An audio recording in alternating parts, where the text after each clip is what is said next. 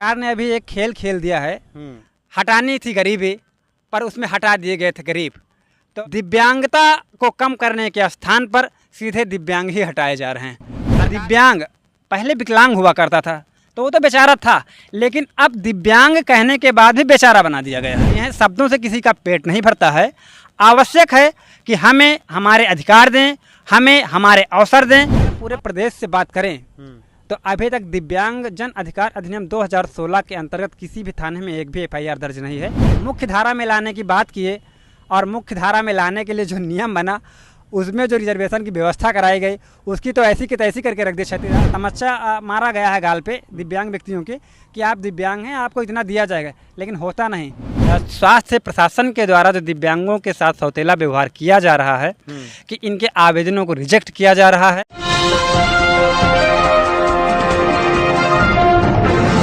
नमस्कार साथियों, मैं हूं विनीत यादव और हमारे साथ आज नागेश पटेल जी हैं और तमाम दिव्यांग लोगों के लिए ये एक छोटा सा नेशनल लेवल का एनजीओ चलाते हैं और बेहतरीन काम कर रहे हैं। मोदी जी जब प्रधानमंत्री बने थे तो 2015 में मन की बात करते हुए उन्होंने पहली बार कहा था कि विकलांगों को विकलांग नहीं दिव्यांग कहिए। उनके पास जो अंगों की कमी है या जो अंग एकाध ज़्यादा हैं उनमें दिव्यता है, इसलिए उनको दिव्यांग कहा जाए, यही कहा था उन्होंने। हाँ, उसके बाद ये अधिनियम आया था आप लोग की सुरक्षा के लिए। 2016 अधिनियम 1995 अधिनियम को संशोधित करके बनाया गया था और उसके बाद इस अधिनियम में तमाम व्यवस्थाएं हैं, सामाजिक सम्मान अवसर सारी चीज़ें हैं, किंतु ये मिलता कहीं नहीं। सरकार ने अभी एक खेल खेल दिया है पिछले वर्ष, जो कहने के छोटा खेल, क्षैतिज आरक्षण किया गया है। 3% रिजर्वेशन था, उसे बढ़ाकर 4% किया गया। पहले 7 कैटेगरियाँ हुआ करती थी, मुख्य 4 थी, उप कैटेगरी मिला के 7 हुआ करती थी। अब 7 मुख्य कैटेगरी का करके और 21 जो है उप कैटेगरी कर दी गई हैं। आप सोचिए कि 4% रिजर्वेशन में 21 लोगों को आप कैसे देंगे। और जब बात क्षैतिज आरक्षण की होती है तो उस दशा में जब 400 सीटें निकलती हैं तो उसमें एक सीट बनती है। आप सोचिए कि एक सीट 400 सीटों में 4% के आधार पर अगर हम 400 की बात करें तो 4 चौक 16, जब 16 सीटें हमारी होनी चाहिए उस दशा में हमें एक सीट मिलती है। आरक्षण बचा कहाँ? सबसे बड़ा सवाल है कि आरक्षण है कहाँ। आप समाज की मुख्य धारा में लाने की बात किए और मुख्य धारा में लाने के लिए जो नियम बना, उसमें जो रिजर्वेशन की व्यवस्था कराई गई, उसकी तो ऐसी की तैसी करके रख दी क्षैतिज आरक्षण के नाम पर। अच्छा, अब विचारणीय बिंदु है कि सरकार ने क्षैतिज आरक्षण को सीधे आरक्षण में क्यों नहीं रखा, क्योंकि पहले सीधा आरक्षण हुआ था और बैकलॉग कोटे में भर्ती हुआ करती थी। अब ऐसा कुछ भी नहीं है। अब सीटें तो बहुत आती हैं, आप उठा कर देखिए, लेकिन सीटें दिव्यांगों के लिए नहीं होती हैं। 2300 सीटें, 9000, 12000 सीटों में 2, 3, 5 सीटें ऐसा निकल के आती क्षैतिज आरक्षण के कारण। क्योंकि पहले क्या होता था कि 100 में सीधे 4 निकाल दी जाती थी विकलांग की, उसमें कोई भी कैटेगरी का हो जाता था। अब क्या है, पहले सामान्य की निकालने के बाद विकलांग की 4% कैटेगरी निकाली जाएंगी, फिर उसमें महिलाओं का अलग कर दिया जाएगा, फिर उसमें जातीय आधार पर कैटेगरी निकाली जाएंगी। उसके बाद जब सबसे बड़ा विचार लेकिन जब आधी सीट होती है तो आधी सीट पे सीट नहीं दी जाती है। जब एक होगा तभी एक सीट क्लियर होगी, जब एक उस कैटेगरी में आएगी, ना कि 100 में एक दिया जाता है। तो ये बहुत बड़ा सवाल है। मैं तो पढ़ रहा था कि 50% सीटें आरक्षित हैं।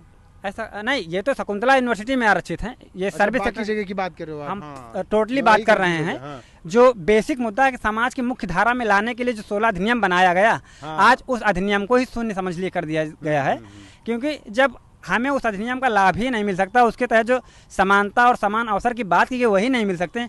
अवसर के लिए सिर्फ तमच्चा मारा गया है गाल पे दिव्यांग व्यक्तियों के कि आप दिव्यांग हैं, आपको इतना दिया जाएगा, लेकिन होता नहीं।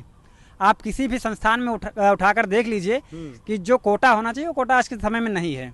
जैसा कि आप जान रहे हैं कि 2016 अधिनियम के बाद सरकार ने दिव्यांगजनों के लिए विशिष्ट दिव्यांगता पहचान पत्र, यूनिक आईडी कार्ड जारी किए जाने का प्रावधान बनाया और उसके लिए स्वावलंबन.gov.in साइट से आवेदन लिए जा रहे हैं। अगर हम बात उत्तर प्रदेश की करें तो उत्तर प्रदेश में अब तक 10 लाख से ऊपर आवेदन हो चुके हैं 2016 से। हाँ, नहीं, जब से इस साइट पे ऑनलाइन आवेदन लिए जा रहे हैं, अच्छा, तब से और अब तक 10 लाख से ज़्यादा आवेदन हो चुके हैं। और योगी आदित्यनाथ की दूसरी सरकार में 6 माह के कार्यकाल में दिव्यांग व्यक्तियों के पूरे प्रदेश से 2 लाख यूनिक आईडी कार्ड बनाए जाने का लक्ष्य रखा गया है जी, जो आपका कार्यकाल 25 सितंबर को पूरा हो रहा है। लेकिन सबसे विचारणीय बिंदु और एक बड़ा सवाल निकल कर यह आता है कि जब दिव्यांग व्यक्तियों के आवेदनों को ही सीएमओ स्तर से रिजेक्ट कर दिया जाएगा तो उनका प्रमाण पत्र कैसे बनेगा, उनकी विकलांगता का आधार उन्हें कैसे मिलेगा।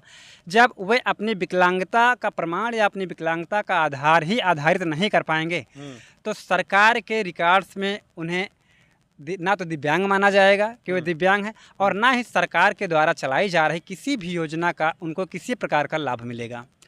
तो यह देखा जा रहा है कि जो आज के समय में सीएमओ स्तर स्वास्थ्य प्रशासन के द्वारा जो दिव्यांगों के साथ सौतेला व्यवहार किया जा रहा है कि इनके आवेदनों को रिजेक्ट किया जा रहा है और उन्हें दिव्यांगता प्रमाण पत्र यूनिक आईडी कार्ड जारी कर नहीं दिया जा रहा, यह एक बड़ा सवाल है, जिसके संदर्भ में हमने एक लेटर भेजा था प्रमुख सचिव चिकित्सा स्वास्थ्य को और ब्रिजेश पाठक जी को। अपने यहाँ ACS दिव्यांग सशक्तिकरण और निदेशक दिव्यांग सशक्तिकरण को कॉपी की थी, जिसके क्रम में कार्यवाही हुई है, कुछ सीएमओज बदले गए हैं, शासन स्तर पर फेरबदल हुआ है, लेकिन जो 1,64,904 फ्रेश और डिजिटलाइज के आवेदनों को सीएमओ स्तर पर निरस्त कर दिया गया है, क्या उन दिव्यांग व्यक्तियों को यूनिक आईडी कार्ड मिल पाएगा? ये एक सरकार से बड़ा सवाल है और इसके लिए आवश्यक है कि रिजेक्ट किए गए आवेदनों को रिव्यू कराया जाए, उन्हें रिव्यू कराकर, क्योंकि जो डिजिटलाइज स्तर के आवेदन रिजेक्ट किए गए हैं उनका तो परीक्षण होना ही नहीं था, क्योंकि वो पूर्व के विकलांग थे, उनका सिर्फ कंप्यूटरीकृत आईडी कार्ड जारी किया जाना था, जिनको जब सरकार की तरफ से दबाव बढ़ा तो सीएमओ स्तर पर पेंडेंसी यानी लंबित आवेदनों की संख्या कम करने के लिए 18 और 19 के आवेदनों को ही रिजेक्ट कर दिया गया सीधे। इससे क्या होता है कि बस जनरेट करने में 5 से 7 मिनट का समय लगता है और रिजेक्ट करने में 30 सेकंड का समय लगता। तो उस समय से प्रत्येक जनपद में जब देखा जाए तो हज़ारों की पेंडेंसी थी। किसी भी डिस्ट्रिक्ट की अगर बात करें तो 5,000 से नीचे का पेंडेंसी लंबित आवेदन थे ही नहीं, पूरे प्रदेश का ये आलम था। तो उसमें मतलब 2,23,000 से ज़्यादा डिजिटलाइज के आवेदन लंबित थे, जिनको लंबित आवेदनों को निस्तारित करने के लिए जो शासन स्तर से आदेश निर्देशित किए गए उसके क्रम में सीएमओ स्तर से सब रिजेक्ट कर दिए गए और इसका नतीजा यह निकला कि 60,411 आवेदन फ्रेश कैटेगरी के रिजेक्ट किए गए। चलिए ठीक है, वो नहीं पहुंच पाए, उनका रिजेक्ट किया, वे दोबारा आएंगे, जांच होगी, लेकिन जिनके डिजिटलाइज आवेदन थे, जिनके पहले से विकलांगता प्रमाण पत्र बने हुए थे, उनके प्रमाण पत्रों को सिर्फ डिजिटलाइज कंप्यूटरीकृत कर यूनिक आईडी में लंबित आवेदनों को निस्तारित करने के लिए जो शासन स्तर से आदेश निर्देशित किए गए उसके क्रम में सीएमओ स्तर से सब रिजेक्ट कर दिए गए और इसका नतीजा यह निकला कि 60,411 आवेदन फ्रेश कैटेगरी के रिजेक्ट किए गए। चलिए ठीक है, वो नहीं पहुंच पाए, उनका रिजेक्ट किया, वे दोबारा आएंगे, जांच होगी, लेकिन जिनके डिजिटलाइज आवेदन थे, जिनके पहले से विकलांगता प्रमाण पत्र बने हुए थे, उनके प्रमाण पत्रों को सिर्फ डिजिटलाइज कंप्यूटरीकृत कर यूनिक आईडी में कन्वर्ट किया जाना था, फिर भी उनके आवेदन रिजेक्ट कर दिए गए।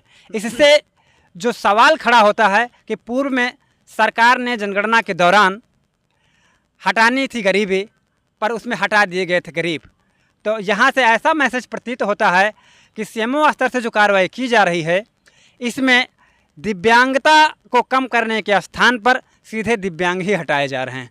सरकार से हम मांग करते हैं कि दिव्यांगजनों को समाज की मूल धारा में लाने के लिए जितने भी आवेदन रिजेक्ट किए गए हैं, इसके लिए एक कमेटी गठित करें और उनके आवेदनों को रिव्यू कराकर कंप्यूटरीकृत यूनिक आईडी कार्ड जारी कराएं। मतलब ये सिर्फ दाल काली नहीं, मतलब दाल में काला नहीं, पूरी दाल ही काली है। शकुंतला विश्वविद्यालय के अलावा यहाँ भी ये सब झोल चल रहे हैं।